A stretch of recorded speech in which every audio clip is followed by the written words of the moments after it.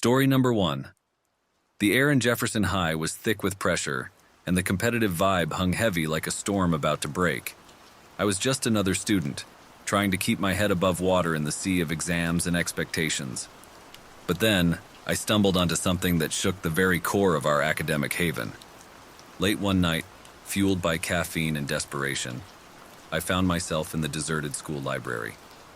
The dim glow of flickering fluorescent lights barely reached the corners, and the silence echoed louder than the whispers of secrets waiting to be uncovered.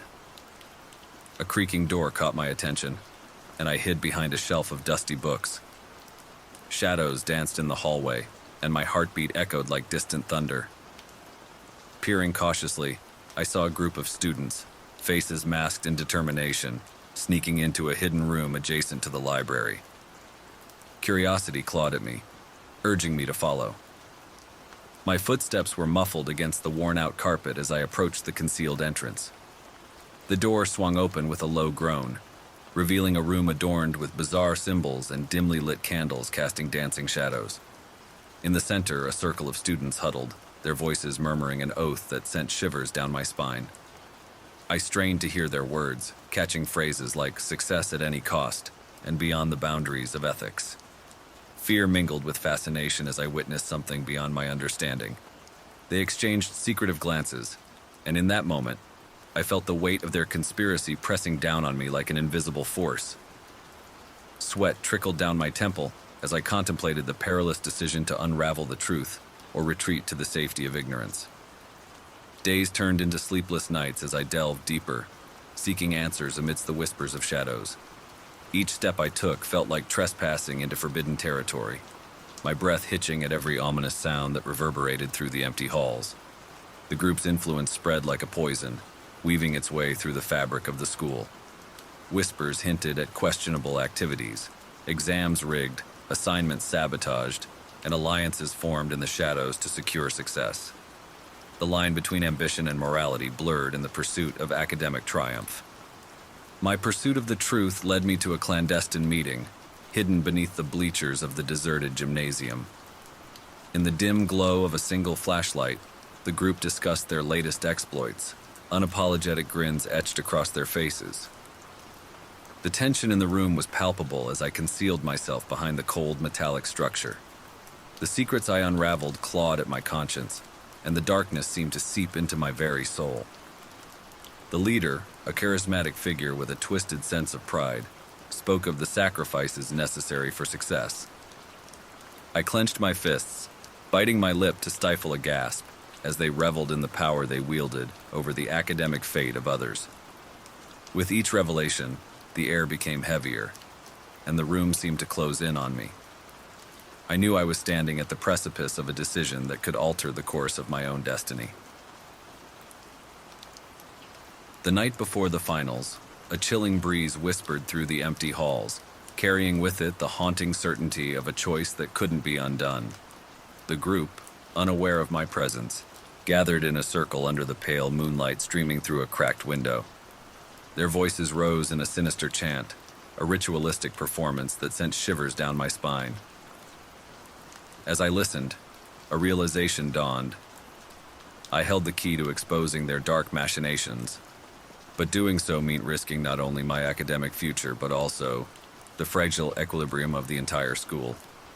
In the deafening silence that followed, I made my decision. The weight of the truth rested on my shoulders, and as I stepped into the moonlit circle, I confronted the shadows that had thrived in secrecy.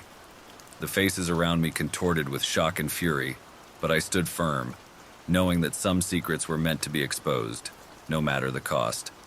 The aftermath was a tempest of consequences. The academic fabric of Jefferson High unraveled, exposing the threads of deceit woven into its very core. The group disbanded, their once unassailable alliance shattered by the revelation of their morally questionable pursuits. Story number 2. The hallway lights flickered, casting long shadows that danced on the lockers. I'd stayed late at the school, grading papers and preparing for tomorrow's lessons. As I shuffled through the deserted corridors, I noticed a crumpled note on the floor. Unfolding it, I read words that sent shivers down my spine. "Teacher, you don't know what really happens here." Curiosity mingled with fear as I glanced around, the silence feeling thicker than the textbooks piled in my arms. The note mentioned Room 203, a classroom on the third floor. I hesitated but decided to investigate. The stairwell creaked beneath my steps, each echo amplifying my anxiety. Room 203 loomed ahead, its door slightly ajar. Pushing it open, I felt an immediate chill. The room felt different, like a heavy secret hung in the air. Rows of desks stood empty, their surfaces marred with graffiti. In the dim light, I discovered another note, taped to the teacher's desk. They're hiding it from you. The pain, the fear. My heart raced as I read on, unraveling stories of students silently suffering, tormented by bullies and trapped in the suffocating grip of abuse. The notes painted a grim picture of the supposedly idyllic school community. I couldn't ignore this. I had to do something. The next day, I observed my students with newfound scrutiny. Whispers, glances, and hidden bruises began to surface, painting a disturbing portrait of the hidden horrors within our walls. The students, burdened by the weight of their secrets, avoided eye contact. I couldn't shake the feeling that I was swimming in a sea of unspoken pain. I confronted the school administration, sharing the anonymous notes and my growing concern. Their response was dismissive, a rehearsed speech about maintaining order and discipline. It was as if they were reading from a script, avoiding the uncomfortable truth beneath the surface. Determined to uncover the extent of the problem, I started discreetly reaching out to students, offering a listening ear. The tales they shared were heartbreaking, tales of relentless bullying, emotional abuse, and the suffocating fear that kept them silent. It was a tangled web, each revelation tightening the knots in my stomach. Late one night, as I pored over my notes, I received a phone call from an unknown number. A hushed voice on the other end whispered, "Meet me at the school, behind the gym, midnight." The line went dead. I debated whether to go, but curiosity, fueled by a desire for justice, overcame my fear. The school at midnight was a different world. Shadows clung to every corner, and the moon's feeble glow barely illuminated my path. Behind the gym, I found a figure shrouded in darkness. It was a student, their face hidden by the hood of a worn-out hoodie. They spoke in hushed tones, revealing a clandestine group of students who had suffered in silence for too long. The stories grew darker, a toxic cycle perpetuated by a group of bullies who wielded influence like a weapon, targeting those deemed weak or different.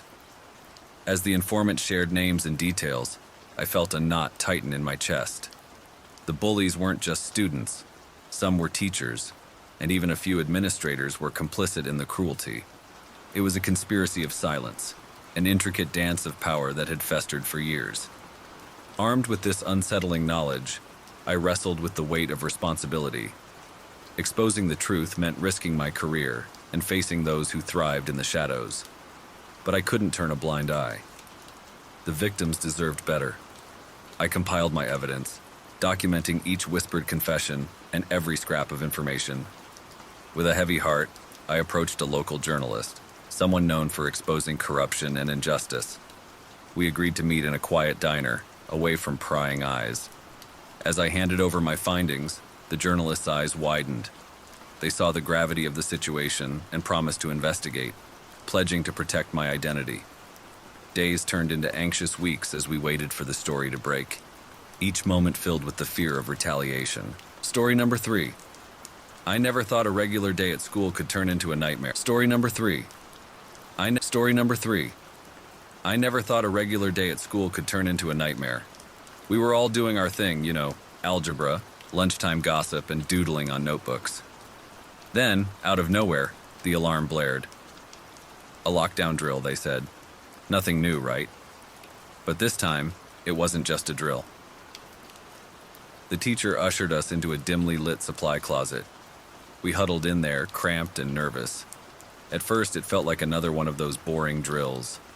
We joked around, whispered about who might be sneaking a snack, trying to lighten the mood. Minutes turned to hours, and the joke turned sour.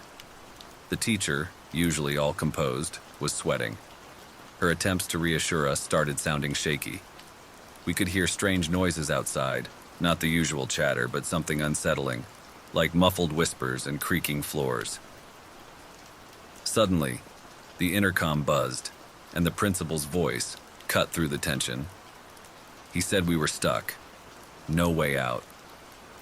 Panic flickered across everyone's faces, and the closet felt smaller. We were trapped inside our own school. The lights flickered, casting eerie shadows on the walls. The air grew thick, and the silence was louder than the alarm. We had no clue what was happening. Someone suggested breaking a window, but it turned out they were reinforced.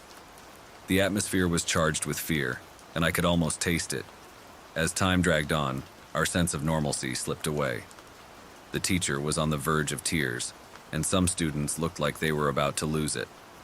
I tried to keep my cool, but the unknown weighed heavy on all of us. The intercom crackled to life again, and the principal's voice, usually so steady, wavered.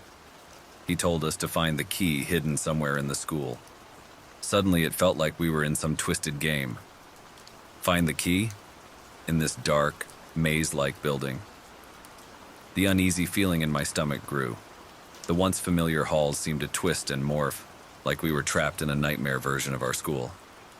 We split into groups, each determined to search a different part of the building. I found myself with a couple of classmates, and we ventured into the science wing.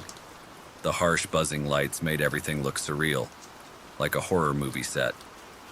The first challenge was finding our way. The layout that was once etched in my memory seemed to defy logic. Doors led to dead ends, and corridors stretched longer than they should. It was as if the school itself was playing tricks on us. As we delved deeper, the air grew colder, and whispers echoed through the empty halls.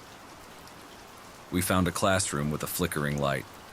I pushed the door open, and a chill ran down my spine. Desks were overturned, papers scattered, but what caught our attention was a cryptic message scrawled on the chalkboard. Choices matter. We exchanged uneasy glances. What choices? Was this some sick game? The school seemed to taunt us with its eerie silence. We stumbled upon another clue, a riddle that hinted at the location of the key. The tension escalated as we deciphered the cryptic message, realizing we were being watched. We reached the gym, where the riddle hinted the key might be hidden. The large space was eerily quiet, except for the sound of our own breaths. The key wasn't lying around, so we started checking lockers one by one. It felt like time was slipping away, and with each passing moment the anxiety intensified. Then, a creak echoed through the gym. We froze, our eyes scanning the shadows. In the dim light, we saw a figure, a silhouette that seemed to materialize out of thin air. Fear clutched at my chest as the figure stepped forward, revealing a twisted smile. It wasn't the janitor or a fellow student. It was something else, something that shouldn't be there.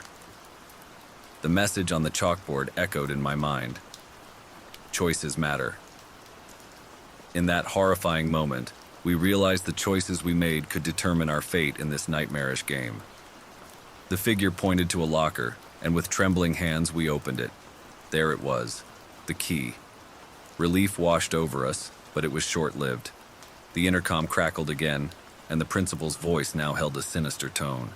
He congratulated us on finding the key, but warned that the real challenge had just begun.